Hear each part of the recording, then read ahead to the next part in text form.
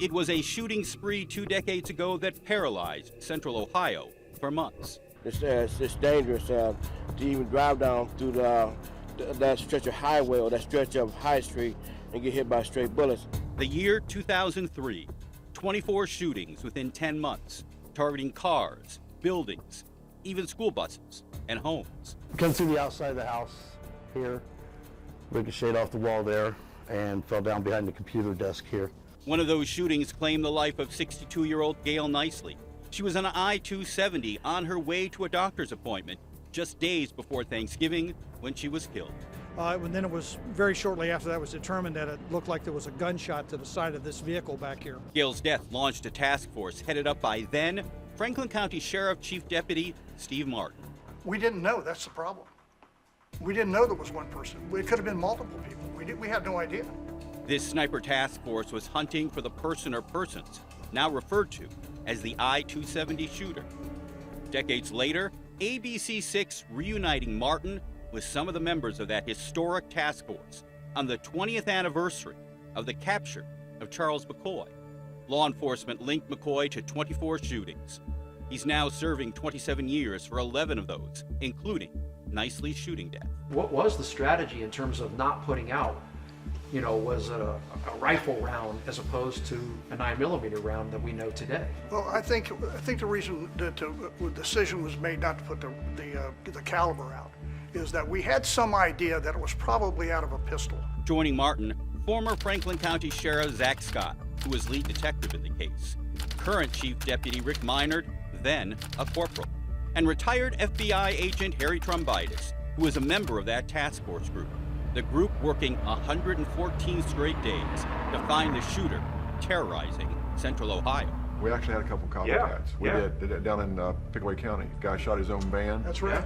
That task force made up of nearly a dozen federal and local law enforcement agencies, including the Sheriff's Office, Columbus Police, ATF, and the FBI. All the agencies in that Zach mentioned and Chief Martin, but pretty much all law enforcement throughout Central Ohio was willing and able to try to help, calling us to see what they could do. A tip line set up.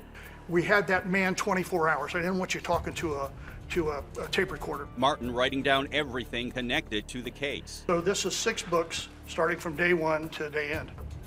This is all just I-270. For the first time, Chief Martin showing us 6 handwritten pads filled with his personal notes about the highway shootings. We turned a satellite to look at I-270. Did you know that? I didn't remember that. And as thousands of tips and leads poured in, the shootings continued. They found a bullet in the cotton behind the ear. The gunmen now ramping up the violence, opening fire beyond Interstate 270. There's a call, it's like, we think we got shots down in Tollgate Road. And I'm like, Tollgate Road? Good God, where is that?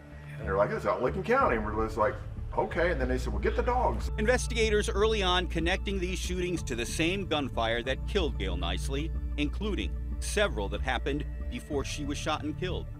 The break in the case, tip number 5,444, called in 4 months after Nicely's murder. And it basically said, if I recall correctly, go see Charles McCoy Sr. He has a son, Charles Jr. There's been some discussion in the family that he might be somehow involved, and he recently turned over a gun to his dad. Remember, Martin told us that investigators were intentional about keeping quiet the type of gun used. It was then Columbus police officers assigned to the case able to obtain a 9mm Beretta from Charles McCoy's father that was tested. Days later, police then knew they had their man. And that just hit us like a ton of bricks. We pulled up a picture of who is this Charles McCoy, and there's this innocent looking young man in his BMV photo, and it's hard to fathom that he was this monster that we've been looking for all this time.